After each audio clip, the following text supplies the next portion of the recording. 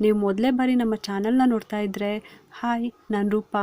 ಹಾಗೂ ನೀವು ನೋಡ್ತಾ ಇದ್ದೀರಾ ನಮ್ಮ ಕನ್ನಡ ಚಾನಲ್ ಆದ ಸ್ಮಯ ಕಲಿಕೆ. ನೀವಿನ್ನೂ ನಮ್ಮ ಚಾನಲ್ಗೆ ಸಬ್ಸ್ಕ್ರೈಬ್ ಆಗಿಲ್ಲ ಅಂದರೆ ಈ ಕೂಡಲೇ ಸಬ್ಸ್ಕ್ರೈಬ್ ಮಾಡ್ಕೊಳ್ಳಿ. ಹಾಗೆ ಪಕ್ಕದಲ್ಲಿ ಕಾಣುವ ಬೆಲ್ಲೈಕನ್ನು ಪ್ರೆಸ್ ಮಾಡಿ ಆಲ್ ಅಂತ ಟ್ಯಾಪ್ ಮಾಡೋದನ್ನು ಮರಿಬೇಡಿ. ನಾಳೆ ಅತಿ ಶ್ರೇಷ್ಠವಾದ ಅಂಗಾರಕ ಸಂಕಷ್ಟರ ಚತುರ್ಥಿ. ಪ್ರತಿ ತಿಂಗಳು ಬರುವಂತ ಸಂಕಷ್ಟರ ಚತುರ್ಥಿಗಿಂತ ಮಂಗಳವಾರ ಬರುವಂತ ಅಂಗಾರಕ ಸಂಕಷ್ಟರ ಚತುರ್ಥಿಗೆ ಮಹತ್ವ ಜಾಸ್ತಿ ಇರುತ್ತೆ. ಇನ್ನು ಈ ದಿನ ಉಪವಾಸ ಮಾಡೋದು ತುಂಬಾ ಅಂದ್ರೆ ತುಂಬಾ ಶ್ರೇಷ್ಠ.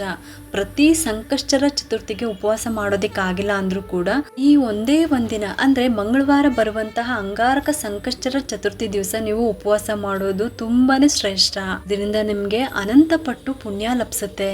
ನಿಮ್ಮ ಇಷ್ಟಾರ್ಥಗಳೆಲ್ಲ ಈಡೇರುತ್ತೆ. ನಿಮ್ಮ ಕಷ್ಟ ಕಾರ್ಪಣ್ಯಗಳೆಲ್ಲ ದೂರ ಆಗುತ್ತೆ.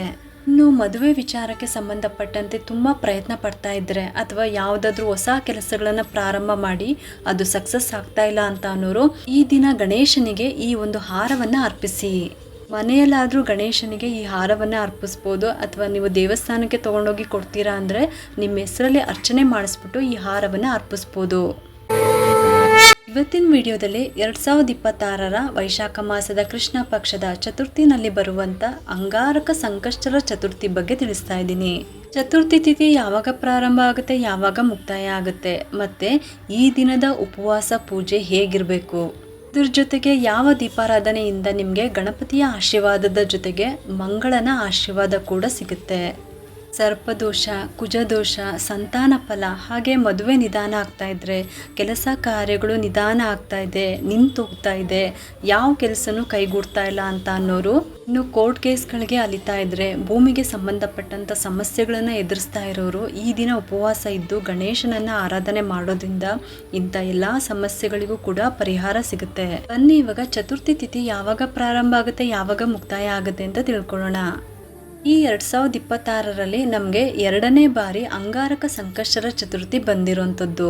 ಕೃಷ್ಣ ಪಕ್ಷದ 4ನೇ ದಿನ ಅಂದ್ರೆ ಚತುರ್ಥಿ ತಿಥಿ ಇರುವಂತ ದಿನವನ್ನ ನಾವು ಸಂಕಷ್ಟರ ಚತುರ್ಥಿ ಅಂತ ಹೇಳಿ ಈ ದಿನ ವಿಶೇಷವಾಗಿ ಗಣಪತಿಯನ್ನ ಪೂಜೆ ಮಾಡಲಾಗುತ್ತೆ. ಅದರಲ್ಲೂ ಈ ಚತುರ್ಥಿ ತಿಥಿ ಮಂಗಳವಾರ ಅಂತ ಹೇಳಿ ಈ ದಿನ ವಿಶೇಷವಾಗಿ ಬಂದಿರುವಂಥದ್ದು. ಇಂತಹ ಸಂಕಷ್ಟರ ಚತುರ್ಥಿ ಅತ್ಯಂತ ಶಕ್ತಿಶಾಲಿ ಮತ್ತೆ ಆಧ್ಯಾತ್ಮಿಕವಾಗಿ ಮಹತ್ವವಾಗಿದೆ. ಸಂಕಷ್ಟರ ಚತುರ್ಥಿ ಮಂಗಳವಾರ ಬಂದಾಗ ತುಂಬಾನೇ ವಿಶೇಷ. ಮಂಗಳ ಗ್ರಹದ ಅಧಿಪತಿದು ಮತ್ತೊಂದು ಹೆಸರು ಮಂಗಳ ಗ್ರಹನನ್ನ ಅಂಗಾರಕ ಅಂತ ಕೂಡ ಕರೀತಾರೆ. ಈ ಒಂದು ದಿನ ನಾವು ಶ್ರದ್ಧಾ ಭಕ್ತಿಯಿಂದ ಉಪವಾಸ ಇದ್ದು ಗಣೇಶನನ್ನ ಆರಾಧನೆ ಮಾಡೋದ್ರಿಂದ ಮಂಗಳ ಗ್ರಹದ ದೋಷಗಳು ಇದ್ರೆ ಅದು ಕೂಡ ನಿವಾರಣೆ ಆಗುತ್ತೆ. ಶಕ್ತಿ, ಶಿಸ್ತು, ಧೈರ್ಯ ಮತ್ತೆ ಕರ್ಮದ ಕ್ರಿಯೆಗಳನ್ನ ಇದು ಪ್ರತಿನಿಧಿಸುತ್ತೆ. ಅಂದ್ರೆ ಜಾತಕದಲ್ಲಿರುವಂತ ಸರ್ಪದೋಷಗಳು, ಕಾಳ ಸರ್ಪದೋಷ, ಪಿತೃದೋಷ, ಹಾಗೆ ಭೂಮಿಗೆ ಸಂಬಂಧಪಟ್ಟಿದ್ದು, ಮನೆಗಳಿಗೆ ಸಂಬಂಧಪಟ್ಟಂತೆ ಏನೇ ದೋಷಗಳಿದ್ರೂ ಕೂಡ ನಿವಾರಣೆ ಆಗುತ್ತೆ.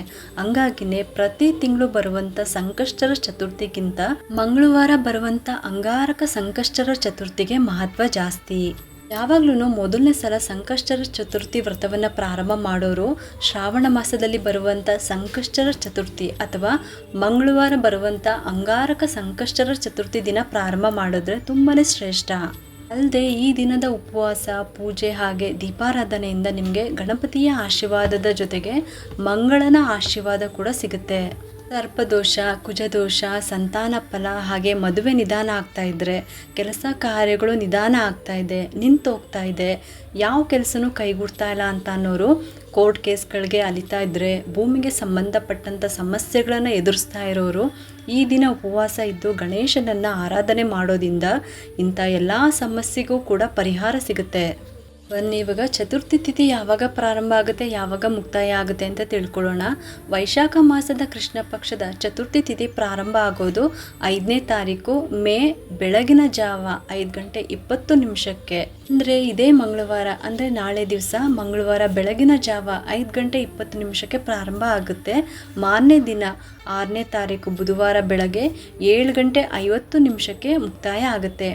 ಮೇ 5ನೇ ತಾರೀಕು ಮಂಗಳವಾರ 2026ರ ಈ ದಿನ ಬೆಳಗ್ಗೆ ಸೂರ್ಯೋದಯ ಮತ್ತೆ ಚಂದ್ರೋದಯದ ಸಮಯದಲ್ಲಿ ಚತುರ್ಥಿ ತಿಥಿ ಇರೋದ್ರಿಂದ ಹಂಗಾಗಿ ಈ ಮಂಗಳವಾರ ಅಂಗಾರಕ ಸಂಕಷ್ಟರ ಚತುರ್ಥಿಯನ್ನ ಆಚರಣೆ ಮಾಡಲಾಗುತ್ತೆ. ಇನ್ನು ಈ ದಿನ ಸೋಮವಾರ ಅಲ್ವಾ, ದೇವ್ರ ಮನೆನ ಕ್ಲೀನ್ ಮಾಡಿಟ್ಕೊಂಡು ರೆಡಿ ಮಾಡಿಟ್ಕೊಂಡು ನೀವು ಬೆಳಗಿನ ಬ್ರಾಹ್ಮಿ ಮುಹೂರ್ತದಲ್ಲೂ ಕೂಡ ಗಣೇಶನಿಗೆ ಅಭಿಷೇಕವನ್ನ ಮಾಡಿಬಿಟ್ಟು ಪೂಜೆ ಮಾಡ್ಕೋಬಹುದು, ಅಥವಾ ಸಂಜೆ ಕೂಡ ಪೂಜೆ ಮಾಡ್ಕೋಬಹುದು. ಅಂದ್ರೆ ಮಂಗಳವಾರ ಸಂಜೆ ಕೂಡ ಪೂಜೆ ಮಾಡ್ಕೋಬಹುದು. ಆದರೆ ಈ ದಿನ ಉಪವಾಸ ಮಾಡೋದು ತುಂಬ ಅಂದರೆ ತುಂಬ ಒಳ್ಳೆಯದು. ಪ್ರತಿ ಸಂಕಷ್ಟರ ಚತುರ್ಥಿಗೆ ಉಪವಾಸ ಮಾಡೋದಕ್ಕಾಗಿಲ್ಲ ಅಂದರೂ ಕೂಡ ಈ ಒಂದು ಅಂಗಾರಕ ಸಂಕಷ್ಟರ ಚತುರ್ಥಿ ದಿವಸ ಮಾಡ್ಬೋದು. ಚತುರ್ಥಿ ದಿವಸ ಉಪವಾಸವಿದ್ದು ಶ್ರದ್ಧಾ ಭಕ್ತಿಯಿಂದ ಗಣಪತಿ ಪೂಜೆ ಮಾಡಿದ್ರೆ ಎಲ್ಲ ಸಂಕಷ್ಟರ ಚತುರ್ಥಿಯ ಪೂಜೆಯ ಫಲ ನಿಮಗೆ ಸಿಗುತ್ತೆ. ಗಣೇಶನ ಪೂಜೆಯನ್ನು ನಾವು ನಾನಾ ರೀತಿಯಲ್ಲಿ ಮಾಡ್ತಾ ಇರ್ತೀವಿ ಅಲ್ವಾ. ಗಣೇಶ ಭೋಜನ ಪ್ರಿಯ. ಗಣೇಶನಿಗೆ ಇಷ್ಟವಾದ ವಸ್ತುಗಳನ್ನು, ಇಷ್ಟವಾದ ನೈವೇದ್ಯವನ್ನು ಅರ್ಪಿಸಿ ಶ್ರದ್ಧಾ ಭಕ್ತಿಯಿಂದ ಪ್ರಾರ್ಥನೆ ಮಾಡಿದರೆ ಖಂಡಿತ ಅವರ ಆಶೀರ್ವಾದ ಸಿಗುತ್ತೆ. ಅದೇ ರೀತಿಯಲ್ಲೇ ಈ ಮಂಗಳವಾರ ಗಣೇಶನಿಗೆ 21 ಕಡಲೆಕಾಳಿನ ಹಾರ ಅಥವಾ 21 ಗರಿಕೆನ ಇಟ್ಬಿಟ್ಟು ಗರಿಕೆಯಿಂದ ಅಷ್ಟೋತ್ತರವನ್ನು ಮಾಡ್ತಾ ಪೂಜೆ ಮಾಡೋದು, ಬಿಳಿ ಎಕ್ಕದ ಹೂಗಳನ್ನು ಅರ್ಪಿಸುವಂಥದ್ದು. ಪೂಜೆಯ ಸಮಯದಲ್ಲಿ ಬೆಲ್ಲದ ದೀಪಾರಾಧನೆಯನ್ನು ಮಾಡೋದು ಇದು ತುಂಬ ವಿಶೇಷ. ಹಂಗಾಗಿ ಈ ಮಂಗಳವಾರ ಸಾಧ್ಯವಾದರೆ ಇವುಗಳನ್ನು ಅರ್ಪಿಸ್ಬಿಟ್ಟು ಮನೆಯಲ್ಲಿ ನೀವು ಸಂಕಷ್ಟರ ಚತುರ್ಥಿ ಪೂಜೆನ ಮಾಡ್ಕೋಬೋದು. ಅಥವಾ ದೇವಸ್ಥಾನಕ್ಕಾದರೂ ತಗೊಂಡೋಗಿ ಕೊಡ್ಬೋದು. ನಿಮ್ಮ ಮನೆಯವರ ಹೆಸರಲ್ಲಿ ಅರ್ಚನೆ ಮಾಡಿಸ್ಕೊಂಡು ಬರ್ಬೋದು. ಇವತ್ತೇ ಪೂಜೆಗೆ ಸಿದ್ಧತೆಯನ್ನು ಮಾಡ್ಕೊಳ್ಳಿ. ದೇವ್ರ ಮನೆನ ಕ್ಲೀನ್ ಮಾಡಿಟ್ಕೊಳ್ಳಿ. ಮಂಗಳವಾರ ಬೆಳಗ್ಗೆ ಸೂರ್ಯೋದಯಕ್ಕಿಂತ ಮೊದಲೇ ಎದ್ಬಿಟ್ಟು ಮನೆಯೆಲ್ಲ ಗುಡಿಸಿ ಒರೆಸಿ ಕ್ಲೀನ್ ಮಾಡಿ ತಲೆ ಸ್ನಾನ ಮಾಡಿಕೊಂಡು ಮಡಿ ಬಟ್ಟೆನ ಉಟ್ಕೊಂಡು ಪೂಜೆಗೆ ಸಿದ್ಧತೆಯನ್ನು ಮಾಡ್ಕೊಳ್ಳಿ. ಬೆಳಗ್ಗೆ 5:20 ನಂತರ ಚತುರ್ಥಿ ತಿಥಿ ಪ್ರಾರಂಭ ಆಗುತ್ತೆ. ಹಾಗಾಗಿ ಬೆಳಗ್ಗೆ 5:20 7 ಗಂಟೆ ಒಳಗಾಗಿ ನೀವು ಬ್ರಾಹ್ಮಿ ಮುಹೂರ್ತದ ಪೂಜೆನ ಮಾಡ್ಕೋಬಹುದು. ಅಥವಾ ಸಂಜೆ 5:30 ನಂತರ ಕೂಡ ಮಾಡ್ಕೋಬಹುದು. ಚಂದ್ರೋದಯದ ಸಮಯದಲ್ಲೇ ಸಂಕಷ್ಟರ ಚತುರ್ಥಿಯ ಪೂಜೆಯನ್ನು ಮಾಡುವಂಥದ್ದು. ಹಾಗಾಗಿ ಬೆಳಗ್ಗೆ ಬ್ರಾಹ್ಮಿ ಮುಹೂರ್ತದಲ್ಲಿ ಮಾಡೋಕ್ಕಾಗಿಲ್ಲ ಅಂತ ಅಂದರೆ ಸಂಜೆ 5:30 ನಂತರ ಕೂಡ ನೀವು ಮಾಡ್ಕೋಬಹುದು. ಪೂಜೆಗೆ ಸಂಕಷ್ಟರ ಚತುರ್ಥಿಯ ವ್ರತದ ಬುಕ್ ಅಂತೂ ಬೇಕೇ ಬೇಕು. ಇನ್ನು ಗಣೇಶನಿಗೆ ಪಂಚಾಮೃತ ಅಭಿಷೇಕವನ್ನ ಮಾಡಬಹುದು. ಹಾಲು, ಮೊಸರು, ಸಕ್ಕರೆ, ಜೇನುತುಪ್ಪ, ತುಪ್ಪ, ಕಲ್ಸಕ್ಕರೆ, ಹಣ್ಣುಗಳು ಮತ್ತು ಡ್ರೈ ಫ್ರೂಟ್ಸು ಇದರಲ್ಲಿ ಯಾವುದಾದ್ರೂ ಒಂದು 5 ಪದಾರ್ಥನ ರೆಡಿ ಮಾಡಿಟ್ಕೊಂಡು ಅಕ್ಷತೆ, ತುಪ್ಪದ ಬತ್ತಿಗಳು ಅಥವಾ ದೀಪಕ್ಕೆ ತುಪ್ಪ, ಹೂಗಳು, ಗರಿಕೆ, ಮಂಗಳವಾರ ಆಗಿರೋದ್ರಿಂದ ಕೆಂಪು ಹೂಗಳು ಪೂಜೆಗೆ ಉಪಯೋಗಿಸ್ಕೋಬೋದು. ಅದ್ರ ಜೊತೆಗೆ ಗಣೇಶನಿಗೆ ಬಿಳಿ ಎಕ್ಕದ ಹೂವು ಮತ್ತು ಗರಿಕೆ, ಇನ್ನು ನೈವೇದ್ಯಕ್ಕೆ ಕಡಲೆಬೇಳೆ ಪಾಯಸ ಅಥವಾ ಮೋದಕ, ಕಡಲೆಕಾಳಿನ ಉಸ್ಲಿ ಇದನ್ನು ಮಾಡ್ಕೋಬೋದು. ಮಂಗಳವಾರ ಸಂಕಷ್ಟರ ಚತುರ್ಥಿ ಇರೋದ್ರಿಂದ ಈ ದಿನ ಬೇಳೆಕಾಳುಗಳನ್ನು ಹೆಚ್ಚಾಗಿ ಉಪಯೋಗಿಸೋಂಥದ್ದು. ದೇವಸ್ಥಾನಕ್ಕೂ ಕೂಡ ದಾನ ಕೊಡೋದು ತುಂಬಾ ಶ್ರೇಷ್ಠ. ಇದರಿಂದ ಮಂಗಳ ಗ್ರಹದ ದೋಷ ಏನಾದರೂ ಇದ್ದರೆ, ಮಂಗಳನ ದೋಷ ಇದ್ದರೆ ಅದು ಕೂಡ ನಿವಾರಣೆ ಆಗುತ್ತೆ. ಹಾಗಾಗಿ ಈ ದಿನದ ನೈವೇದ್ಯಕ್ಕೆ ಕಡಲೆಬೇಳೆ ಮತ್ತು ತೊಗರಿಬೇಳೆ ಹಾಗೆ ಕಡಲೆಕಾಳುಗಳನ್ನು ಉಪಯೋಗಿಸ್ಕೊಂಡು ನೀವು ಏನಾದರೂ ಪದಾರ್ಥಗಳನ್ನು ಮಾಡ್ಕೋಬೋದು. ಅಥವಾ ಕಡಲೆಬೇಳೆ ಪಾಯಸ ಕೂಡ ಮಾಡಿ ಇಡ್ಬೋದು. ಮದುವೆ ವಿಚಾರಕ್ಕೆ ಸಂಬಂಧಪಟ್ಟಂತೆ ತುಂಬ ಪ್ರಯತ್ನ ಪಡ್ತಾ ಇದ್ರೆ ಅಥವಾ ಯಾವುದಾದ್ರೂ ಹೊಸ ಕೆಲಸಗಳನ್ನು ಪ್ರಾರಂಭ ಮಾಡಿ ಅದು ಸಕ್ಸಸ್ ಆಗ್ತಾ ಇಲ್ಲ ಅಂತ ಅನ್ನೋರು ಈ ದಿನ ಗಣೇಶನಿಗೆ ಕಡಲೆಕಾಳಿನ ಹಾರವನ್ನು ಅರ್ಪಿಸ್ಬೋದು. ನೀವು ಮನೆಯಲ್ಲಿ ಪೂಜೆ ಮಾಡೋದ್ರಿಂದ 21 ಕಡಲೆಕಾಳನ್ನು ಇವತ್ತಿನ ದಿನ ರಾತ್ರಿ ನೆನೆಸಿಟ್ಟು ಬೆಳಗ್ಗೆ ಸ್ನಾನ ಆದಮೇಲೆ ಅದನ್ನು ದಾರದಲ್ಲಿ ಪೋಣಿಸ್ಬಿಟ್ಟು ಗಣೇಶನಿಗೆ ಹಾಕ್ಬೋದು. ಅಥವಾ ದೇವಸ್ಥಾನಕ್ಕೆ ತೊಗೊಂಡೋಗಿ ಕೊಡ್ತೀರಾ ಅಂತ ಅಂದರೆ 108 ಕಡಲೆಕಾಳನ್ನು ಹಿಂದಿನ ದಿನ ರಾತ್ರಿ ಅಂದರೆ ಇವತ್ತಿನ ರಾತ್ರಿ ನೆನೆಸಿಟ್ಬಿಟ್ಟು ಬೆಳಗ್ಗೆ ಸ್ನಾನ ಮಾಡಿಕೊಂಡು ಆನಂತರ ಅದನ್ನು ದಾರದಲ್ಲಿ ಪೋಣಿಸ್ಬಿಟ್ಟು ಗರಿಕೆ ಜೊತೆಗೆ ತೊಗೊಂಡೋಗಿ ಕೊಡ್ಬೋದು. ನಿಮ್ಮ ಹೆಸರಲ್ಲಿ ಅಂದರೆ ಯಾರಿಗೆ ಸಮಸ್ಯೆ ಇದೆಯೋ ಅವ್ರ ಹೆಸರಲ್ಲಿ ಅರ್ಚನೆ ಮಾಡಿಸ್ಬೇಕು. ಆ ಸಮಸ್ಯೆ ನಿವಾರಣೆ ಆಗಲಿ ಅಂತ ಕೇಳಿಕೊಂಡು ದಕ್ಷಿಣೆ ಸಮೇತ ಎಲೆ ಅಡಿಕೆ 21 ರೂಪಾಯಿನ ದಕ್ಷಿಣೆ, ಕಡಲೆಕಾಳಿನ ಹಾರ ಮತ್ತು ಗರಿಕೆ ಎಲ್ಲನೂ ಕೂಡ ತೊಗೊಂಡೋಗ್ಬಿಟ್ಟು ಕೊಡಿ. ಈ ದಿನ ಚಂದ್ರೋದಯ ಸ್ವಲ್ಪ ಲೇಟಾಗಿ ಆಗ್ತಾ ಇದೆ.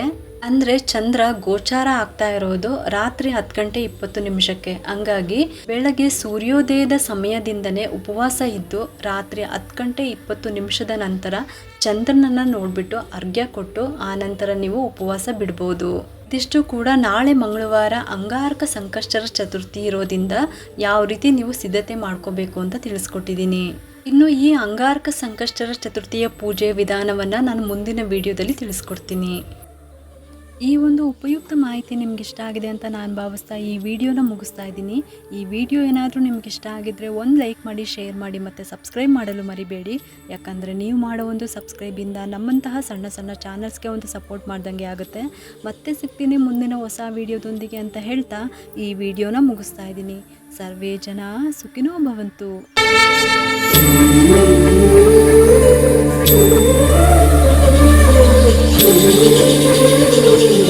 Thank you.